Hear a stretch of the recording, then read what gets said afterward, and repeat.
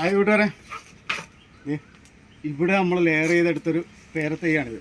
അത് നമ്മളൊരു ചട്ടിയിലോട്ട് മാറ്റി അതിലിത് പേരക്ക കിടക്കുന്നുണ്ട്. അടിപൊളിയായിട്ട് എത്ര പേരക്ക നന്നായിട്ട് വലുതായി കിടക്കുന്നത്. ഇത് തായ്ലൻഡ് പിങ്ക് എന്ന് പറയുന്ന വെറൈറ്റിയാണ്.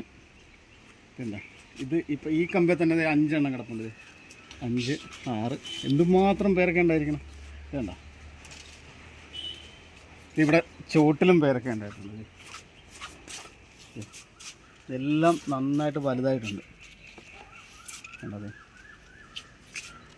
അപ്പോൾ ഇത് നമ്മൾ ഈ ഒരു ചെറിയ ചട്ടിയിലാണ് നമുക്ക് ഇത്രയും വിളവ് കിട്ടിയിരിക്കണം. അപ്പോൾ ഈ വീഡിയോയിൽ നമ്മൾ ഇതിനെന്തൊക്കെയാണ് ചെയ്തത്, എങ്ങനെയൊക്കെ വളങ്ങൾ കൊടുത്തത് എല്ലാം ഇപ്പോൾ ഡീറ്റെയിൽ ആയിട്ട് പറയാം. അതിനു മുമ്പ് നമുക്ക് ആദ്യം ഈ പേരക്കയെല്ലാം നമുക്ക് കട്ട് ചെയ്തെടുക്കാം. ഓക്കെ.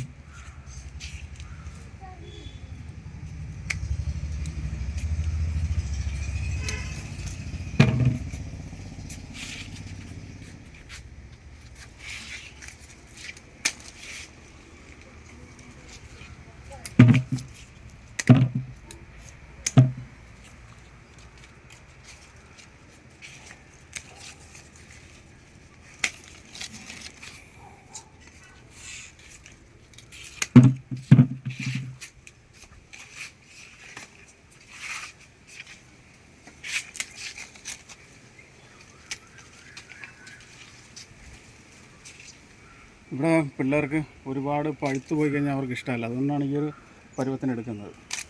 പിന്നെ ഈ എടുക്കുന്ന കമ്പെല്ലാം ഇനി നമ്മളിത് ഇതിൻ്റെ തുമ്പെല്ലാം കറക്റ്റായിട്ട് പൂൺ ചെയ്ത് കൊടുക്കും. എന്നാലും നമുക്കിനി പൂൺ ചെയ്ത് ഇതിന് വളം കൊടുത്തു കഴിയുമ്പോൾ അടുത്ത നല്ല സെറ്റായിട്ട് ഇതിന് പിടിക്കും. ഇതിൽ ഇരട്ടി പിടിക്കുക.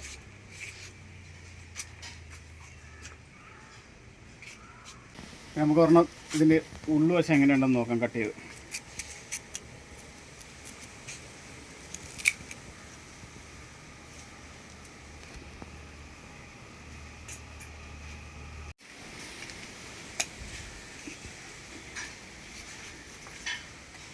നല്ല രുചിയുണ്ട്.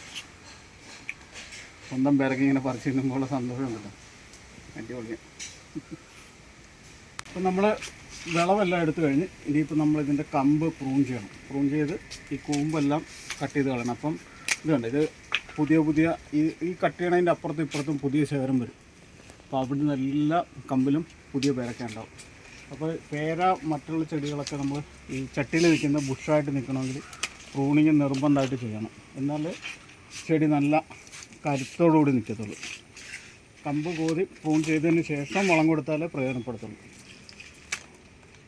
ഇതെല്ലാം നമുക്ക് നന്നായിട്ട് പ്രൂൺ ചെയ്ത് പോകാം. ചെടി നല്ല ബുഷായിട്ട് നിൽക്കുകയും ചെയ്യും.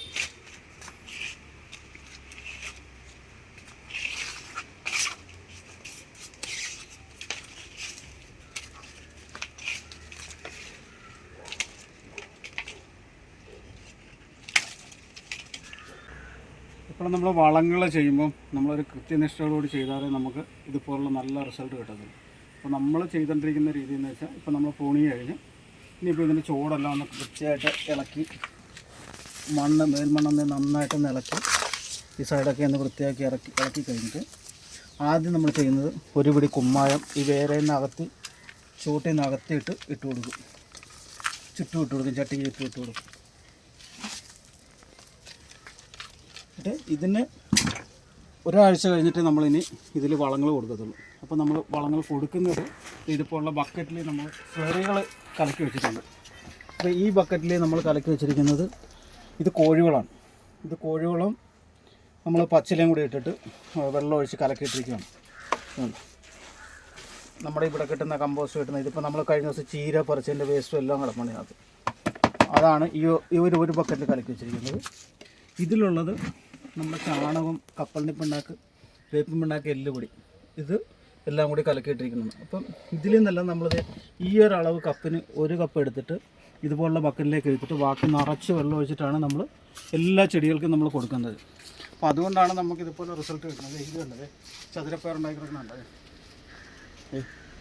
വേണ്ട, അടിപൊളിയായിട്ട് എല്ലാ കമ്പിലും ചതുരപ്പയറുണ്ടാക്കി കിടക്കുന്നുണ്ട്. അവിടെയൊക്കെ ഇഷ്ടം പോലെ ഉണ്ട്. അപ്പം നമ്മൾ ഒരു വളമാണെങ്കിലും നമ്മൾ ചെയ്യുന്ന ഒരു സിസ്റ്റമായിട്ട് ചെയ്താലേ നമുക്ക് നല്ല റിസൾട്ട് കിട്ടത്തുള്ളൂ. അപ്പം എല്ലാവരും കൃഷി ചെയ്യുക, എല്ലാവരും കൃഷിയിലേക്ക് വരിക. ഓക്കെ.